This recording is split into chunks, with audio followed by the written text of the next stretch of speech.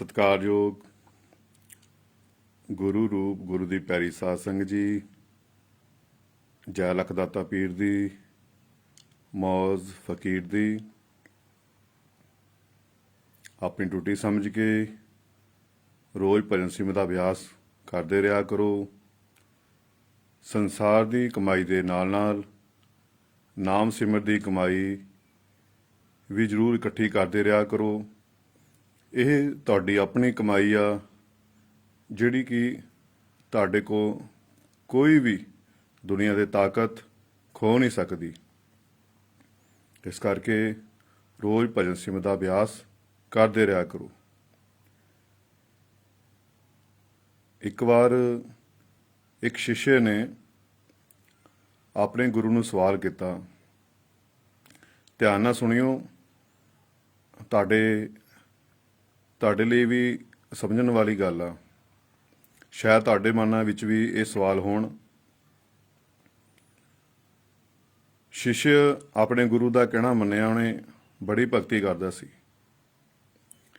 1 ਸਾਲ ਉਹਨੇ ਭਗਤੀ ਕੀਤੀ, 1 ਸਾਲ ਹੋ ਗਿਆ ਸੀ ਉਸਨੂੰ ਆਪਣੇ ਗੁਰੂ ਨਾਲ ਜੁੜੇ ਹੋਏ। ਤੇ ਉਹਨੇ ਆਪਣੇ ਗੁਰੂ ਨੂੰ ਸਵਾਲ ਕੀਤਾ ਕਿ ਗੁਰੂਦੇਵ, ਮੈਂ ਇੱਕ ਤੁਹਾਡੇ ਚਰਨਾਂ 'ਚ ਬੇਨਤੀ ਕਰਨਾ ਚਾਹੁੰਦਾ ਹਾਂ। ਤੁਸੀਂ ਕਿਰਪਾ ਕਰੋ, ਤੁਸੀਂ ਕਿਰਪਾ ਕਰੋ ਔਰ ਮੇਰੇ ਲਈ ਅਰਦਾਸ ਕਰੋ ਕਿ ਮੈਨੂੰ ਉਸ ਪਰਮਾਤਮਾ ਦੇ ਦਰਸ਼ਨ ਹੋ ਜਾਣ। ਇੱਕ ਸ਼ਿਸ਼ੇ ਨੇ ਆਪਣੇ ਗੁਰੂ ਨੂੰ ਸਵਾਲ ਕੀਤਾ ਕਿ ਗੁਰੂਦੇਵ, ਤੁਸੀਂ ਕਿਰਪਾ ਕਰੋ, ਤੁਸੀਂ ਅਰਦਾਸ ਕਰੋ ਮੇਰੇ ਲਈ ਕਿ ਮੈਨੂੰ ਉਸ ਪਰਮਾਤਮਾ ਦੇ ਦਰਸ਼ਨ ਹੋ ਜਾਣ। ਮੈਂ ਉਸ ਪਰਮਾਤਮਾ ਦੇ ਦਰਸ਼ਨ ਕਰਨਾ ਚਾਹੁੰਦਾ ਹਾਂ।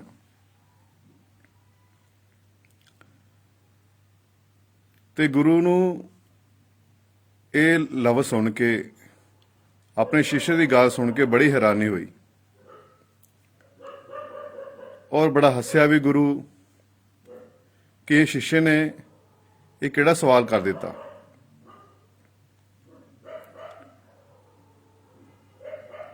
ਸ਼ਿਸ਼ੇ ਨੂੰ ਆਪਣੇ ਮਾਣ ਸੀ ਕਿ ਮੈਨੂੰ ਸਾਲ ਹੋ ਗਿਆ ਆਪਣੇ ਗੁਰੂ ਦੇ ਨਾਲ ਜੁੜੇ ਹੋਏ, ਗੁਰੂ ਮੈਨੂੰ ਭਗਤੀ ਕਰਾ ਰਿਹਾ ਮੇਰੇ ਕੋਲੋਂ, ਔਰ ਮੈਂ ਰੋਜ਼ ਆਪਣੀ ਡਿਊਟੀ ਸਮਝ ਕੇ ਰੋਜ਼ ਸਿਮਰਨ ਕਰਦਾ, ਬੰਦਗੀ ਕਰਦਾ ਹਾਂ।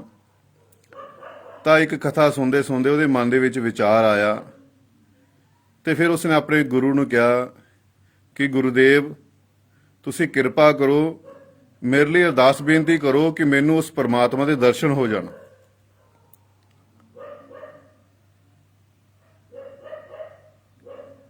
ਇੱਕ ਸ਼ਿਸ਼ ਆਪਣੇ ਗੁਰੂ ਨੂੰ ਸਵਾਲ ਕਰਦਾ ਕਿ ਗੁਰੂਦੇਵ, ਤੁਸੀਂ ਅਰਦਾਸ ਕਰੋ, ਤੁਸੀਂ ਕਿਰਪਾ ਕਰੋ ਕਿ ਮੈਨੂੰ ਉਸ ਪਿਤਾ ਪਰਮੇਸ਼ਰ ਦੇ, ਉਸ ਅਕਾਲ ਪੁਰਖ ਦੇ, ਉਸ ਵਾਹਿਗੁਰੂ ਦੇ ਦਰਸ਼ਨ ਹੋ ਜਾਣ,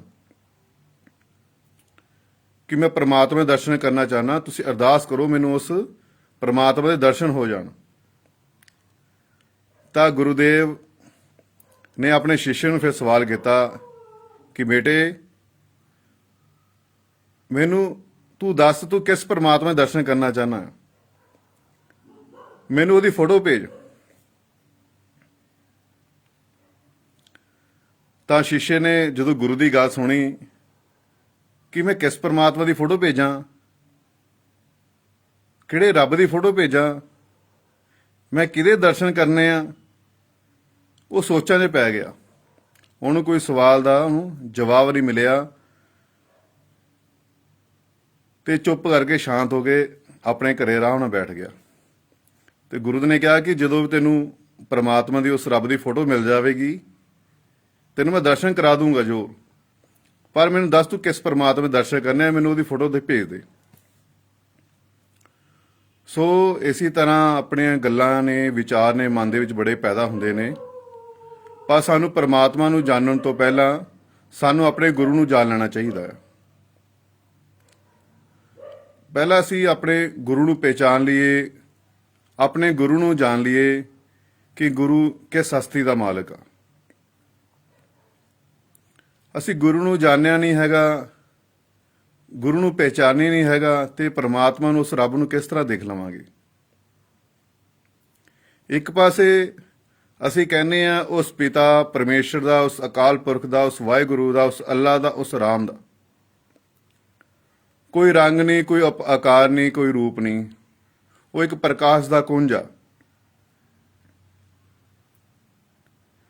ਕਿ ਉਸ ਪਰਮਾਤਮਾ ਦਾ ਕੋਈ ਰੰਗ ਨਹੀਂ, ਕੋਈ ਰੂਪ ਨਹੀਂ, ਕੋਈ ਆਕਾਰ ਨਹੀਂ ਹੈਗਾ।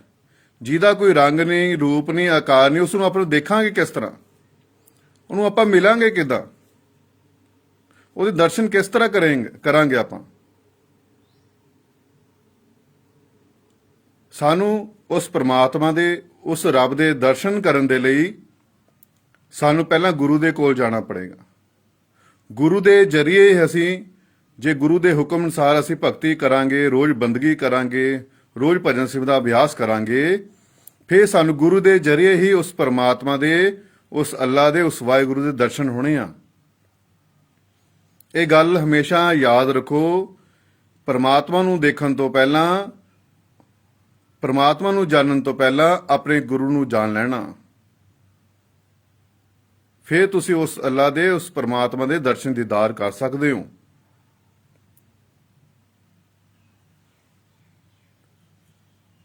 ਗੁਰੂ ਦੇ ਜਰੀਏ ਅਸੀਂ ਪਰਮਾਤਮਾ ਦੇ ਦਰਸ਼ਨ ਕਰ ਸਕਦੇ ਹਾਂ। ਗੁਰੂ ਦੇ ਜਰੀਏ ਅਸੀਂ ਪਰਮਾਤਮਾ ਨੂੰ ਮਿਲ ਸਕਦੇ ਹਾਂ। ਉਹ ਜਿਸ ਦਾ ਰੰਗ ਰੂਪ ਆਕਾਰ ਨਹੀਂ, ਉਸ ਨੂੰ ਅਸੀਂ ਕਿਸ ਤਰ੍ਹਾਂ ਦੇਖਾਂਗੇ? ਅਸੀਂ ਉਸ ਨੂੰ ਗੁਰੂ ਦੇ ਜਰੀਏ ਹੀ ਦੇਖਾਂਗੇ, ਗੁਰੂ ਦੇ ਜਰੀਏ ਹੀ ਅਸੀਂ ਪਹਿਚਾਨਾਂਗੇ।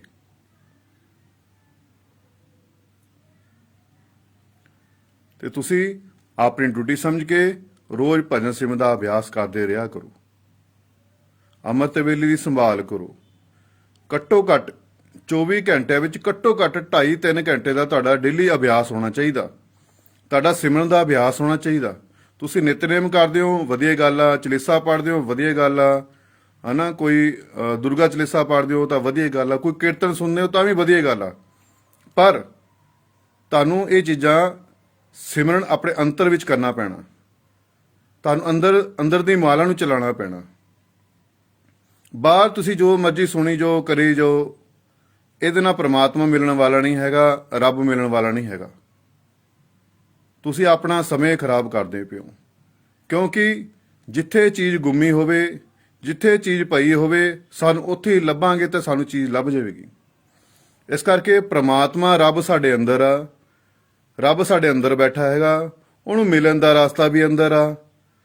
ਜਦ ਤੱਕ ਅਸੀਂ ਅੰਦਰ ਨਹੀਂ ਆਉਂਦੇ, ਅੰਦਰ ਆਪਣੇ ਸਿਮਰਨ ਅੰਤਰ ਵਿੱਚ ਆਪਣੇ ਸਿਮਰਨ ਨਹੀਂ ਕਰਦੇ, ਆਪਣੇ ਮਨ ਤੋਂ ਸਿਮਰਨ ਨਹੀਂ ਕਰਾਂਦੇ, ਤਦ ਤੱਕ, ਜਦ ਤੱਕ ਅਸੀਂ ਆਪਣੇ ਅੰਤਰ ਵਿੱਚ ਧਿਆਨ ਨਹੀਂ ਲਗਾਉਂਦੇ, ਆਪਣੇ ਅੰਤਰ ਵਿੱਚ ਸਿਮਰਨ ਨਹੀਂ ਕਰਦੇ, ਆਪਣੇ ਮਨ ਤੋਂ ਸਿਮਰਨ ਨਹੀਂ ਕਰਾਂਦੇ, ਤਦ ਤੱਕ ਅਸੀਂ ਉਸ ਰੱਬ ਨੂੰ ਨਹੀਂ ਦੇਖ ਸਕਦੇ। ਰੱਬ ਨੂੰ ਤਾਂ ਬੜੀ ਦੇਖਣ ਦੀ ਦੂਰ ਦੀ ਗੱਲ ਆ, ਆਪਣੇ ਗੁਰੂ ਨੂੰ ਵੀ ਦੇਖ ਨਹੀਂ ਸਕਦੇ ਅਸੀਂ। ਬਾਹਰ ਕੀਰਤਨ ਸੁਣਦੇ ਹੋ ਤਾਂ ਅੱਛੀ ਗੱਲ ਆ। ਬਾਹਰ ਤੁਸੀਂ ਨਿਤਨੇਮ ਕਰਦੇ ਹੋ, ਅੱਛੀ ਗੱਲ ਆ। ਤੁਸੀਂ ਚਲੀਸਾ ਪੜ੍ਹਦੇ ਹੋ, ਅੱਛੀ ਗੱਲ ਆ, ਹਨਾ। ਪਰ ਜਦ ਤੱਕ ਤੁਸੀਂ ਆਪਣੇ ਅੰਦਰ ਨਹੀਂ ਆਉਂਦੇ, ਅੰਦਰ ਅਭਿਆਸ ਨਹੀਂ ਕਰਦੇ, ਆਪਣੇ ਅੰਤਰ ਵਿੱਚ ਸਿਮਰਨ ਨਹੀਂ ਕਰਦੇ, ਆਪਣੇ ਮਨ ਤੋਂ ਸਿਮਰਨ ਨਹੀਂ ਕਰਾਉਂਦੇ, ਅੰਤਰ ਵਿੱਚ ਧਿਆਨ ਨਹੀਂ ਲਗਾਉਂਦੇ, ਤਦ ਤੱਕ ਤੁਸੀਂ ਆਪਣੇ ਉਸ ਪਰਮਾਤਮਾ ਤੱਕ ਪਹੁੰਚ ਹੀ ਨਹੀਂ ਸਕਦੇ। ਉਹਦੇ ਲਈ ਤੁਹਾਨੂੰ ਨਿਤਨੇਮ ਰੋਜ਼ ਅਭਿਆਸ ਕਰਨਾ ਪੈਣਾ। ਘੱਟੋ ਘੱਟ ਤੁਹਾਡੀ 2.5-3 ਘੰਟੇ ਦੀ ਡੇਲੀ ਤੁਹਾਡੀ ਸਿਟਿੰਗ ਹੋਣੀ ਚਾਹੀਦੀ ਆ। 2.5-3 ਘੰਟੇ ਵੀ ਬਹੁਤ ਘੱਟ ਆ, ਇਹ ਕੁਝ ਵੀ ਨਹੀਂ ਹੈਗੇ। ਪਰ ਫਿਰ ਵੀ ਅਸੀਂ ਕਹਿੰਦੇ ਗ੍ਰਸਤ ਵਿੱਚ ਰਹਿੰਦੇ ਹੋ, ਸਾਰੀ ਕੰਮ ਕਾਰ, ਸਾਡੀ ਜ਼ਰੂਰਤਾਂ ਬਹੁਤ ਨੇ। ਸਾਨੂੰ ਪਰਿਵਾਰ ਦੇ ਪ੍ਰਤੀ ਜ਼ਿੰਮੇਵਾਰੀਆਂ ਨੇ, ਬੱਚਿਆਂ ਦੇ ਪ੍ਰਤੀ, ਮਾਂ-ਬਾਪ ਦੇ ਪ੍ਰਤੀ, ਘਰਵਾਲੀ ਦੇ ਪ੍ਰਤੀ, ਘਰਵਾਲੇ ਦੇ ਪ੍ਰਤੀ, ਦੋਸਤਾਂ ਮਿੱਤਰਾਂ ਪ੍ਰਤੀ ਸਾਡੇ ਬੜੇ ਫਰਜ਼ ਨੇ। ਉਹਦੇ ਵਿੱਚੋਂ ਕੀਮਤੀ ਸਮਾਂ ਕੱਢ ਕੇ ਸਾਨੂੰ ਪ੍ਰਭੂ ਦੇ ਚਰਨਾਂ ਵਿੱਚ ਲਗਾਉਣਾ ਚਾਹੀਦਾ। ਇਸ ਕਰਕੇ ਕਹਿੰਦੇ ਗ੍ਰਸਤ ਵਿੱਚ ਪ੍ਰਮਾਤਮਾ ਜਲਦੀ ਮਿਲਦਾ ਹੈ। ਜੇ ਤੁਹਾਡੀ ਘੱਟੋ ਘੱਟ 2.5-3 ਘੰਟੇ ਦੀ ਡੇਲੀ ਸਿਟਿੰਗ ਹੋ ਗਈ, 24 ਘੰਟਿਆਂ ਦੇ ਵਿੱਚ ਘੱਟੋ ਘੱਟ 2.5-3 ਘੰਟੇ ਦੀ ਤੁਹਾਡੀ ਸਿਟਿੰਗ ਹੋ ਗਈ, ਤਾਂ ਵੀ ਤੁਸੀਂ ਉਸ ਤੱਕ ਪਹੁੰਚ ਸਕਦੇ ਹੋ। ਕੋਈ ਛੁੱਟੀ ਨਹੀਂ ਕਰਨੀ, ਕੋਈ ਨਾਗਾ ਨਹੀਂ ਕਰਨਾ। ਇਹ ਗੱਲਾਂ ਦਾ ਮਾਰਗ ਨਹੀਂ ਹੈਗਾ, ਇਹ ਕਰਨੀ ਦਾ ਮਾਰਗ ਆ। ਕਰਕੇ ਹੀ ਮਿਲਣਾ ਹੈਗਾ।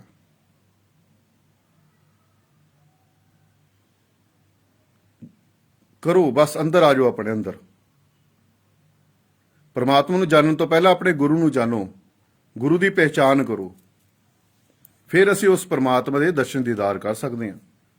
ਆਪਣੇ ਘਰਾਂ ਦੇ ਵਿੱਚ ਲਾਈਟ ਆਉਂਦੀ ਆ, ਬਲਬ ਜਗ ਰਿਹਾ ਜਾਂ ਟਿਊਬ ਜਗਦੀ ਪਈ ਆ, ਠੀਕ ਹੈ ਨਾ। ਟਿਊਬ ਦੇ ਜਰੀਏ ਅਸੀਂ, ਉਸ ਬਲਬ ਦੇ ਜਰੀਏ ਅਸੀਂ ਉਸ ਪ੍ਰਕਾਸ਼ ਦੇ, ਉਸ ਰੋਸ਼ਨੀ ਦੇ ਦਰਸ਼ਨ ਕਰਦੇ ਪਏ ਆ। ਉਦਾਹਰਨ ਦੇ ਰਿਹਾ, ਸਮਝਣ ਵਾਲੀ ਗੱਲ ਧਿਆਨ ਨਾਲ ਸਮਝਿਓ। ਫਿਰ ਤੁਹਾਡੇ ਮਨਾਂ ਵਿੱਚ ਕਈ ਤਰ੍ਹਾਂ ਦੇ ਸਵਾਲ ਹੋਣੇ ਆ, ਸ਼ਾਇਦ ਤੁਹਾਨੂੰ ਉੱਤਰ ਮਿਲ ਜਾਵੇ ਉਸ ਤਰ੍ਹਾਂ। ਆਪਣੇ ਘਰਾਂ ਦੇ ਵੀ ਬਲਬ ਲੱਗੇ ਨੇ ਜਾਂ ਟਿਊਬ ਲੱਗੀ ਆ, ਹਨਾ। ਅਸੀਂ ਉਹਦੇ ਜਰੀਏ ਅਸੀਂ ਉਸ ਪ੍ਰਕਾਸ਼ ਦੇ, ਉਸ ਰੋਸ਼ਨੀ ਦੇ ਦਰਸ਼ਨ ਕਰਦੇ ਹਾਂ। ਉਸ ਰੋਸ਼ਨੀ ਨੂੰ, ਉਸ ਪ੍ਰਕਾਸ਼ ਨੂੰ, ਉਸ ਉਜਾਲੇ ਨੂੰ ਅਸੀਂ ਦੇਖਦੇ ਹਾਂ। ਜੇ ਅਸੀਂ ਬਲਬ ਨੂੰ ਫੋੜ ਦਿੱਤਾ ਜਾਵੇ, ਇਸੇ ਟਿਊਬ ਨੂੰ ਫੋੜ ਦਿੱਤਾ ਜਾਵੇ, ਕੀ ਸਾਨੂੰ ਪਰਮਾਤਮਾ ਦਿਖੇਗਾ? ਨਹੀਂ ਦਿਖੇਗਾ ਨਾ। ਸਾਨੂੰ ਪ੍ਰਕਾਸ਼ ਦਿਖੇਗਾ? ਨਹੀਂ ਦਿਖੇਗਾ। ਜਦੋਂ ਬਲਬ ਫਟ ਗਿਆ, ਟਿਊਬ ਫਟ ਗਈ, ਸਾਨੂੰ ਉਸ ਪ੍ਰਕਾਸ਼ ਦੇ ਦਰਸ਼ਨ ਨਹੀਂ ਹੋਣੇ, ਸਾਨੂੰ ਉਸ ਰੋਸ਼ਨੀ ਦੇ ਦਰਸ਼ਨ ਨਹੀਂ ਹੋਣੇ। ਸਾਨੂੰ ਉਹਦੀ ਰੋਸ਼ਨੀ ਦਰਸ਼ਨ ਕਰਨ ਲਈ, ਇਹ ਪ੍ਰਕਾਸ਼ ਦੇਖਣ ਲਈ ਸਾਨੂੰ ਕੋਈ ਨਾ ਕੋਈ ਆਕਾਰ ਦੇਣਾ ਪੈਣਾ ਹੈ। ਕੋਈ ਬਲਬ ਦਾ, ਕੋਈ ਟਿਊਬ ਦਾ, ਕੋਈ ਹੋਰ ਲਾਈਟ ਦਾ, ਹਨਾ। ਕੋਈ ਨਾ ਕੋਈ ਉਸ ਭਾਂਡੇ ਦਾ ਸਾਨੂੰ ਕੋਈ ਨਾ ਕੋਈ ਆਕਾਰ ਦੇਣਾ ਪੈਣਾ, ਤਾਂ ਹੀ ਅਸੀਂ ਉਸ ਪ੍ਰਕਾਸ਼ ਦੇ, ਉਸ ਰੋਸ਼ਨੀ ਦਰਸ਼ਨ ਕਰ ਸਕਦੇ ਹਾਂ। ਇਸੇ ਤਰ੍ਹਾਂ ਪਰਮਾਤਮਾ ਨੂੰ ਦੇਖਣ ਦੇ ਲਈ, ਰੱਬ ਨੂੰ ਦੇਖਣ ਦੇ ਲਈ ਸਾਨੂੰ ਗੁਰੂ ਦੀ ਜ਼ਰੂਰਤ ਪੈਂਦੀ ਆ। ਗੁਰੂ ਦੇ ਜਰੀਏ ਹੀ ਪਰਮਾਤਮਾ ਦੇ ਸਾਨੂੰ ਦਰਸ਼ਨ ਹੁੰਦੇ ਆ। ਗੁਰੂ ਦੇ ਜਰੀਏ ਅਸੀਂ ਪਰਮਾਤਮਾ ਤੱਕ ਪਹੁੰਚਦੇ ਆ। ਤੁਸੀਂ ਆਪਣੇ ਗੁਰੂ ਦੇ ਕੋਲੋਂ ਨਾਮਦਾਨ ਲੈ ਲਿਆ, ਗੁਰੂ ਵਾਲੇ ਬਣ ਗਏ ਜਾਂ ਅੰਮ੍ਰਿਤ ਛਕ ਲਿਆ, ਹਨਾ। ਤੁਸੀਂ ਗੁਰੂ ਤੋਂ ਨਾਮਦਾਨ ਲੈਤਾ, ਰੋਜ਼ ਅਭਿਆਸ ਕਰਨ ਲੱਗ ਗਏ। ਰੋਜ਼ ਅਭਿਆਸ ਤੁਸੀਂ ਕਰਨ ਲੱਗੇ, ਤੁਹਾਡਾ ਨਿਤਨੇਮ ਪੱਕਾ ਹੋ ਗਿਆ। ਫਿਰ ਤੁਹਾਡੇ ਸੁਪਨਿਆਂ ਵਿੱਚ ਕੌਣ ਆ ਰਿਹਾ? ਤੁਹਾਡੇ ਗੁਰੂ ਦੇ ਰੂਪ ਦੇ ਵਿੱਚ ਕੌਣ ਆ ਰਿਹਾ? ਤੁਹਾਡੇ ਨਾਲ ਹਰ ਗੱਲਾਂ ਕਰਦਾ ਪਿਆ, ਗੁਰੂ ਦੇ ਰੂਪ ਵਿੱਚ ਆ ਕੇ ਤੁਹਾਡੇ ਰਾਤ ਨੂੰ ਤੁਹਾਡੇ ਨਾਲ ਗੱਲਾਂ ਹੋ ਰਹੀਆਂ। ਤੁਹਾਨੂੰ ਸੁਪਨਿਆਂ ਵਿੱਚ ਤੁਹਾਨੂੰ ਹਰ ਸਵਾਲ ਦਾ ਜਵਾਬ ਮਿਲਦਾ ਹੈ। ਤੁਹਾਨੂੰ ਗੁਰੂ ਆਉਣ ਵਾਲਾ ਸਮਾਂ ਦੱਸਦਾ ਪਿਆ, ਤੁਹਾਡੇ ਨਾਲ ਕੀ ਹੋਣਾ ਉਹ ਦੱਸਦਾ ਪਿਆ, ਤੁਸੀਂ ਕੀ ਗਲਤੀ ਕਰਦੇ ਆ, ਗੁਰੂ ਤੁਹਾਨੂੰ ਸੁਪਨਿਆਂ 'ਚ ਆ ਕੇ ਉਹ ਦੱਸਦਾ ਪਿਆ। ਇਹ ਕੀ ਆ? ਇਸ ਚੀਜ਼ ਨੂੰ ਕਦੇ ਧਿਆਨ ਨਾਲ ਸਮਝਿਓ। ਇਹ ਪਰਮਾਤਮਾ ਆ। ਪਰਮਾਤਮਾ ਗੁਰੂ ਦੇ ਜਰੀਏ ਹੀ ਤੁਹਾਨੂੰ ਦਰਸ਼ਨ ਦੇ ਰਿਹਾ, ਤੁਹਾਡੇ ਨਾਲ ਗੱਲਾਂ ਕਰਦਾ ਪਿਆ ਆ ਕੇ। ਫਿਰ ਤੁਸੀਂ ਉਹਨੂੰ ਪਹਿਚਾਨ ਨਹੀਂ ਕਰ ਪਾ ਰਹੇ। ਉਹਦੇ ਲਈ ਕੀ ਕਰਨਾ? ਤੁਹਾਨੂੰ ਹੋਰ ਅਭਿਆਸ ਵਧਾਉਣਾ ਪੈਣਾ, ਹੋਰ ਭਗਤੀ ਕਰਨੀ ਪੈਣੀ, ਹੋਰ ਸਿਮਰਨ ਕਰਨਾ ਪੈਣਾ। ਤੁਹਾਨੂੰ ਇੱਥੇ ਤੱਕ ਆਉਣਾ ਪੈਣਾ। ਜਦੋਂ ਇੱਥੇ ਆ ਗਏ, ਇੱਥੇ ਪਹੁੰਚ ਗਏ, ਫਿਰ ਤੁਹਾਨੂੰ ਗੁਰੂ ਦੀ ਪਹਿਚਾਨ ਹੋਣੀ ਆ, ਉਸ ਪਰਮਾਤਮਾ ਦੀ ਵੀ ਪਹਿਚਾਨ ਹੋਣੀ। ਜਦੋਂ ਇੱਥੇ ਪਹੁੰਚ ਗਏ, ਤੁਹਾਡੇ ਇੱਥੇ ਪ੍ਰਕਾਸ਼ ਹੋਣਾ ਚਾਹੀਦਾ। ਤੁਹਾਡੇ ਇੱਥੇ ਰੋਜ਼ ਲਾਈਟਾਂ ਜਗਣੀਆਂ, ਬੈਠਦੇ ਸਾਰੇ ਤੁਹਾਡੇ ਇੱਥੇ ਲਾਈਟਾਂ ਜਗਣੀਆਂ ਚਾਹੀਦੀਆਂ। ਬੈਠਦੇ ਸਾਰੇ ਤੁਹਾਡੇ ਇੱਥੇ ਪ੍ਰਕਾਸ਼ ਹੋਣਾ ਚਾਹੀਦਾ। ਫਿਰ ਤੁਸੀਂ ਪਾਸ ਹੋਵੋਗੇ ਕਿ ਪਾਸ ਹੋ ਗਏ ਆ, ਠੀਕ ਹੈ ਨਾ। ਫਿਰ ਤੁਹਾਡਾ ਅਸਲੀ ਸਫ਼ਰ, ਇਸ ਸਫ਼ਰ ਦੀ ਸ਼ੁਰੂਆਤ ਅਸਲੀ ਫੇਰ ਹੋਣੀ ਆ। ਉਸ ਤੋਂ ਬਾਅਦ ਫਿਰ ਆਪਣੇ ਗੁਰੂ ਨਾਲ ਸਵਾਲ ਕਰਿਓ ਕਿ ਗੁਰੂਦੇਵ ਮੈਂ ਇੱਥੇ ਪਹੁੰਚ ਗਿਆ। ਫਿਰ ਤੁਹਾਡੇ ਉਦੋਂ ਸਵਾਲ ਕਰਨ ਦਾ ਮੌਕਾ ਹੀ ਨਹੀਂ ਮਿਲਣਾ, ਠੀਕ ਹੈ ਨਾ। ਤੁਹਾਨੂੰ ਸਵਾਲ ਕਰਨ ਦਾ ਮੌਕਾ ਹੀ ਨਹੀਂ ਮਿਲਣਾ। ਤੁਹਾਨੂੰ ਉਸ ਸਵਾਲ ਦਾ, ਜਦੋਂ ਤੁਸੀਂ ਇੱਥੇ ਪਹੁੰਚ ਗਏ, ਤੁਹਾਨੂੰ ਉਸ ਸਵਾਲ ਦਾ ਜਵਾਬ ਆਪਣੇ ਆਪ ਹੀ ਮਿਲ ਜਾਣਾ। ਪਰ ਇੱਥੇ ਤੱਕ ਆ ਜਾਓ। ਗੁਰੂ ਨੂੰ ਬੜੀ ਹੈਰਾਨੀ ਹੋਈ ਸੀ ਕਿ ਉਹਦੇ ਸ਼ਿਸ਼ੇ ਨੇ, ਪਰਮਿੰਦਰ ਸੈਣੀ ਨੇ, ਬੜਾ ਵਧੀਆ ਸਵਾਲ ਕੀਤਾ ਆਪਣੇ ਗੁਰੂ ਦੇ ਕੋਲੋਂ ਕਿ ਗੁਰੂਦੇਵ ਤੁਸੀਂ ਅਰਦਾਸ ਕਰੋ, ਤੁਸੀਂ ਬੇਨਤੀ ਕਰੋ, ਮੈਨੂੰ ਉਸ ਪਰਮਾਤਮਾ ਦੇ ਦਰਸ਼ਨ ਹੋ ਜਾਣ। ਤੇ ਗੁਰੂ ਨੇ ਵੀ ਕਹਿ ਦਿੱਤਾ ਕਿ ਬੇਟੇ ਤੂੰ ਜਿਸ ਪਰਮਾਤਮਾ ਦੇ ਦਰਸ਼ਨ ਕਰਨੇ ਆ, ਤੂੰ ਮੈਨੂੰ ਉਸ ਦੀ ਫੋਟੋ ਭੇਜ ਦੇ, ਹਨਾ। ਉਸ ਦੇ ਕੋਲ ਕੋਈ ਜਵਾਬ ਨਹੀਂ ਹੋਇਆ, ਚੁੱਪ ਕਰਕੇ ਘਰੇ ਬੈਠ ਗਿਆ ਆਪਣੇ। ਹੁਣ ਆਪਣੇ ਸਿਮਰਨ ਤੇ ਜ਼ੋਰ ਦੇ ਰਿਹਾ ਹੁਣ। ਸੋ ਇਸੇ ਤਰ੍ਹਾਂ ਪਹਿਲੇ ਆਪਣੇ ਗੁਰੂ ਨੂੰ ਪਹਿਚਾਨ ਲੈਣਾ ਚਾਹੀਦਾ, ਗੁਰੂ ਨੂੰ ਜਾਣ ਲੈਣਾ ਚਾਹੀਦਾ। ਇੱਕ ਹੋਰ ਛੋਟੀ ਜਿਹੀ ਕਹਾਣੀ ਆ, ਅੱਜ ਤੁਹਾਡੇ ਪੱਲੇ ਪੈ ਜਾਵੇ ਗੱਲ, ਤੁਸੀਂ ਸਮਝ ਜਾਓ, ਕਿਉਂਕਿ ਤੁਸੀਂ ਸਾਰੇ ਪੜ੍ਹੇ ਲਿਖੇ ਹੋ, ਸਾਰੇ ਸਮਝਦਾਰ ਹੋ, ਸੂਝਵਾਨ ਹੋ। ਕੰਪਿਊਟਰ ਦਾ ਜ਼ਮਾਨਾ ਆ, ਸਾਇੰਸ ਦਾ ਜ਼ਮਾਨਾ ਆ, ਠੀਕ ਹੈ ਨਾ। ਤੁਸੀਂ ਸਾਰੇ ਅੱਛੇ ਇਨਸਾਨ ਹੋ, ਪੜ੍ਹੇ ਲਿਖੇ ਹੋ, ਸਮਝਦਾਰ ਹੋ। ਤੇ ਤੁਹਾਨੂੰ ਇਸ ਗੱਲ ਕੇ ਖੁੱਲ੍ਹ ਕੇ ਗੱਲਾਂ ਸਮਝਾ ਰਿਹਾ, ਬੜੀ ਅਧਿਆਤਮ ਦੀ ਗੱਲਾਂ ਆ। ਤੇ ਇੱਕ ਵਾਰ ਕਬੀਰ ਸਾਹਿਬ ਮਹਾਰਾਜ ਦੇ ਕੋਲੋਂ ਇੰਦੂਮਤੀ ਨਾਂ ਦੀ ਔਰਤ ਨੇ ਗੁਰੂ ਦੇ ਕੋਲੋਂ ਨਾਮ ਸ਼ਬਦ ਲਿੱਤਾ ਤੇ ਨਾਮ ਸ਼ਬਦ ਲੈ ਕੇ ਉਹ ਅਭਿਆਸ ਕਰਨਾ ਸ਼ੁਰੂ ਕਰ ਦਿੱਤਾ ਉਸਨੇ। ਉਹਦਾ ਨਿਤਨੇਮ ਪੱਕਾ ਸੀ। ਗੁਰੂ ਤੋਂ ਨਾਮਦਾਨ ਲਿੱਤਾ। ਜਦੋਂ ਅਭਿਆਸ ਕਰਨਾ ਸ਼ੁਰੂ ਕਰ ਦਿੱਤਾ, ਗੁਰੂ ਨੇ ਕਿਹਾ ਕਿ ਬੇਟੇ ਤੂੰ ਵੱਧ ਤੋਂ ਵੱਧ ਸਮਾਂ ਲਗਾਉਣਾ ਬੰਦਗੀ ਦੇ ਵਿੱਚ, ਵੱਧ ਤੋਂ ਵੱਧ ਭਗਤੀ ਕਰਨੀ ਹੈ। ਜਦ ਤੱਕ ਟਿਕੇ ਨਹੀਂ ਮੈਂ ਤਦ ਤੱਕ ਤੂੰ ਇੱਥੇ ਨਹੀਂ ਪਹੁੰਚਦੀ। ਤੇ ਉਸਨੇ ਆਪਣੇ ਗੁਰੂ ਦਾ, ਇੰਦੂਮਤੀ ਨੇ ਆਪਣੇ ਗੁਰੂ ਦਾ, ਕਬੀਰ ਸਾਹਿਬ ਦਾ ਹੁਕਮ ਮੰਨਿਆ ਤੇ ਰੋਜ਼ ਭਜਨ ਸੇਵਾ ਦਾ ਅਭਿਆਸ ਕਰਨਾ ਸ਼ੁਰੂ ਕਰ ਦਿੱਤਾ। 5-6 ਮਹੀਨੇ ਕਾਫੀ ਸਮਾਂ ਬੀਤ ਗਿਆ। ਅਭਿਆਸ ਕਰਦੀ ਕਰਦੀ ਜਦੋਂ ਉਸਦੀ ਰੂਹ ਦੀ ਉਡਾਰੀ ਮਾਰੀ ਉੱਪਰ ਪਹੁੰਚੀ, ਜਦੋਂ ਉੱਪਰਲੇ ਮੰਡਲਾਂ 'ਚ ਉਡਾਰੀ ਮਾਰੀ ਤੇ ਉੱਥੇ ਦੇਖਿਆ ਕਿ ਕਬੀਰ ਸਾਹਿਬ ਬੈਠੇ ਹੋਏ ਉੱਪਰ। ਉਹ ਸੱਚਖੰਡ ਦੇ ਵਿੱਚ ਕਬੀਰ ਸਾਹਿਬ ਬੈਠੇ ਹੋਏ ਆ। ਉਹ ਬੜੀ ਹੈਰਾਨ ਹੋਈ। ਉਹਨੇ ਧਿਆਨ ਹਟਾਇਆ ਆਪਣੀ ਰੂਹ ਨੂੰ ਜਦੋਂ ਨੀਚੇ ਉਤਾਰਿਆ, ਅੱਖਾਂ ਖੋਲੀਆਂ ਤੇ ਬਾਹਰ ਦੇਖਿਆ ਕਿ ਕਬੀਰ ਸਾਹਿਬ ਬਾਹਰ ਬੈਠੇ ਆ, ਆਪਣੀ ਕੁਟੀਆ ਦੇ ਵਿੱਚ ਬੈਠੇ ਆ।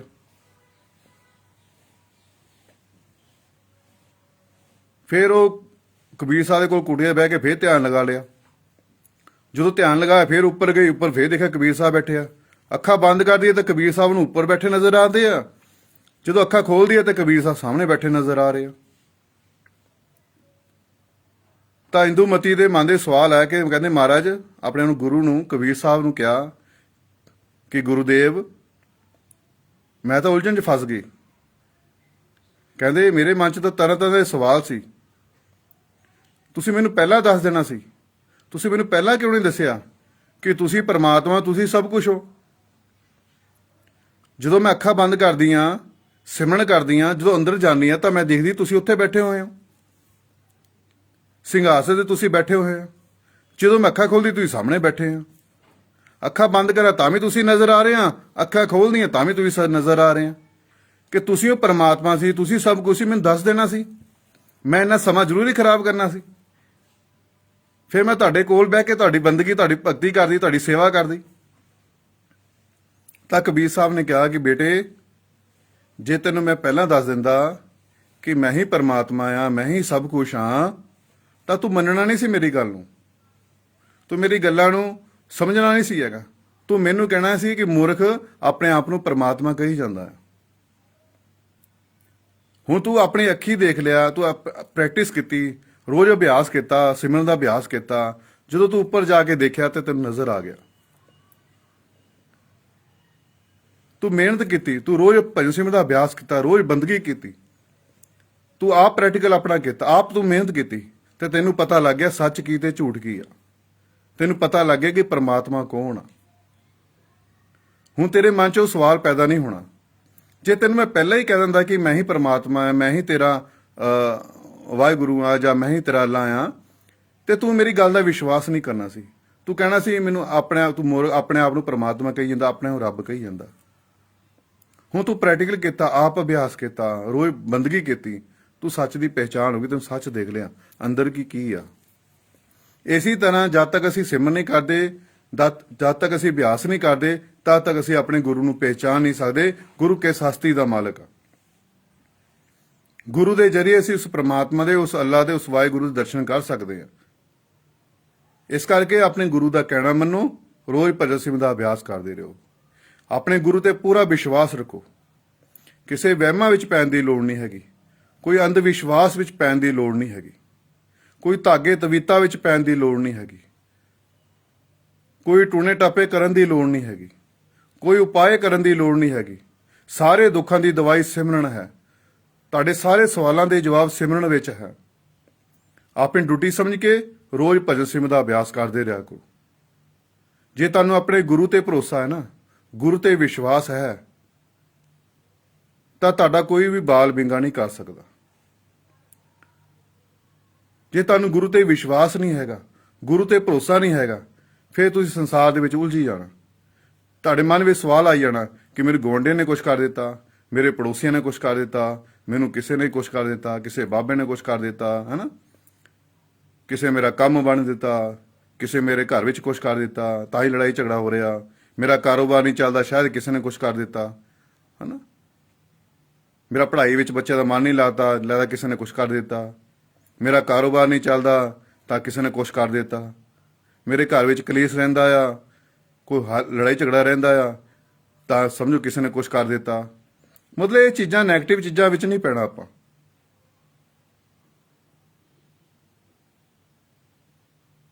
ਇਹ ਗੱਲਾਂ ਵਿੱਚ ਨਹੀਂ ਪੈਣਾ। ਆਪਾਂ ਨੂੰ ਗੁਰੂ ਤੇ ਵਿਸ਼ਵਾਸ ਚਾਹੀਦਾ, ਆਪਣੇ ਗੁਰੂ ਤੇ ਭਰੋਸਾ ਚਾਹੀਦਾ।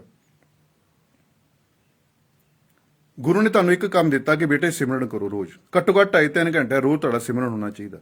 ਵੱਧ ਕਰੋਗੇ ਇਹਦਾ ਤੁਹਾਨੂੰ ਹੀ ਫਾਇਦਾ ਹੈ, ਗੁਰੂ ਨੂੰ ਕੋਈ ਫਾਇਦਾ ਹੋਣ ਵਾਲਾ ਨਹੀਂ ਹੈਗਾ, ਨਾ ਤੁਹਾਡੇ ਗੁਆਂਢੀਆਂ ਨੂੰ ਕੋਈ ਫਾਇਦਾ ਹੋਣ ਵਾਲਾ ਹੈ। ਇਹ ਕਮਾਈ ਤੁਹਾਡੀ ਆਪਣੀ ਕਮਾਈ ਹੈ, ਇਹਦਾ ਫਾਇਦਾ ਤੁਹਾਨੂੰ ਹੀ ਆ। ਤੇ ਤੁਸੀਂ ਆਪਣੀ ਡਿਊਟੀ ਸਮਝ ਕੇ ਰੋਜ਼ ਸਿਮਰਨ ਕਰ ਦਿਓ, ਰੋਜ਼ ਬੰਦਗੀ ਕਰੋ। ਤੁਸੀਂ ਆਪਣੇ ਗੁਰੂ ਦਾ ਕਹਿਣਾ ਮੰਨੋ। ਗੁਰੂ ਨੇ ਤੁਹਾਨੂੰ ਇੱਕ ਕੰਮ ਦਿੱਤਾ ਕਿ ਬੇਟੇ ਸਿਮਰਨ ਕਰੋ। ਤੁਸੀਂ ਆਪਣੀ ਡਿਊਟੀ ਸਮਝ ਕੇ ਰੋਜ਼ ਭਜਨ ਸਿਮਰਨ ਦਾ ਅਭਿਆਸ ਕਰਦੇ ਰਹੋ, ਰੋਜ਼ ਅੰਮ੍ਰਿਤ ਵੇਲੇ ਸੰਭਾਲ ਕਰੋ। ਫਿਰ ਦੁਨੀਆ ਦੀ ਕੋਈ ਤਾਕਤ ਨਹੀਂ ਤੁਹਾਨੂੰ ਵਿਗਾੜ ਸਕੇ, ਤੁਹਾਡਾ ਕੁਝ ਕਰ ਸਕੇ। ਤੁਹਾਨੂੰ ਆਪਣੇ ਸਿਰਫ ਗੁਰੂ ਤੇ ਭਰੋਸਾ ਹੋਣਾ ਚਾਹੀਦਾ, ਗੁਰੂ ਤੇ ਵਿਸ਼ਵਾਸ ਹੋਣਾ ਚਾਹੀਦਾ। ਤੁਸੀਂ ਆਪਣੇ ਗੁਰੂ ਦੇ ਆਪਣੇ ਗੁਰੂਆਂ ਦੀ ਐਡੇ ਵੱਡੇ ਫੋਟੋ ਆਪਣੇ ਘਰਾਂ ਵਿੱਚ ਲਗਾਈਆਂ ਹੁੰਦੀਆਂ, ਐਡੇ ਵੱਡੇ ਮਹਾਪੁਰਸ਼ਾਂ ਦੇ ਘਰ ਵਿੱਚ ਫੋਟੋ ਲਗਾਈ ਹੁੰਦੀ ਆ। ਫਿਰ ਤੁਸੀਂ ਟੇਵੇ ਚੱਕ ਕੇ ਪੰਡਤਾਂ ਕੋਲ ਤੁਰੇ ਫਿਰਦੇ ਹੋ ਘਰ ਦੀ ਮਿੱਟੀ ਚੱਕ ਕੇ, ਘਰ ਦਾ ਪਾਣੀ ਲੈ ਕੇ ਕਦੇ ਕਿਸੇ ਬਾਬੇ ਕੋਲ ਜਾਂਦੇ ਫਿਰਦੇ ਹੋ, ਕਦੇ ਕਿਸੇ ਬਾਬੇ ਕੋਲ ਜਾਂਦੇ ਹੋ। ਅੰਧ ਵਿਸ਼ਵਾਸ ਨਾ ਪਾਓ, ਇਹਨਾਂ ਨੇ ਕੁਝ ਨਹੀਂ ਕਰਨਾ। ਤੁਹਾਡੇ ਪੈਸੇ ਦੀ ਖਰਾਬੀ, ਤੁਹਾਡੇ ਟਾਈਮ ਦੀ ਖਰਾਬੀ, ਸਮੇਂ ਦੀ ਖਰਾਬੀ ਹੈ। ਜੋ ਤੁਹਾਡੀ ਕਿਸਮਤ 'ਚ ਲਿਖਿਆ ਆ, ਕਦੋਂ ਮਿਲਣਾ, ਕਿੱਥੇ ਮਿਲਣਾ, ਕਿੰਨਾ ਮਿਲਣਾ, ਕਿੱਦਾਂ ਮਿਲਣਾ, ਇਹ ਪਹਿਲੀ ਪ੍ਰਮਾਤਮਾ ਨੇ ਲਿਖਿਆ ਹੋਇਆ। ਉਹ ਸਮੇਂ ਆਏ ਤੇ ਤੁਹਾਨੂੰ ਆਪਣੇ ਆਪ ਮਿਲ ਜਾਣਾ। ਪਰ ਤੁਸੀਂ, ਤੁਹਾਡੇ ਹੱਥ ਵਿੱਚ ਹੈ ਕਰਮ ਕਰਨਾ। ਤੁਸੀਂ ਆਪਣੇ ਅੱਛੇ ਕਰਮ ਕਰਦੇ ਰਹੋ, ਤੁਸੀਂ ਆਪਣੇ ਕਰਮ ਕਰਨਾ ਨਾ ਹਟੋ। ਤੁਸੀਂ ਆਪਣੇ ਵੱਲੋਂ ਅੱਛੇ ਕਰਮ ਕਰਦੇ ਰਹੋ, ਆਪਣੀ ਮਿਹਨਤ ਕਰਦੇ ਰਹੋ। ਸਮੇਂ ਆਏ ਤੇ ਤੁਹਾਨੂੰ ਉਹ ਚੀਜ਼ਾਂ ਆਪਣੇ ਆਪ ਹੀ ਮਿਲ ਜਾਣਗੀਆਂ। ਆਪਣੇ ਗੁਰੂ ਤੇ ਵਿਸ਼ਵਾਸ ਰੱਖੋ, ਗੁਰੂ ਤੇ ਭਰੋਸਾ ਰੱਖੋ।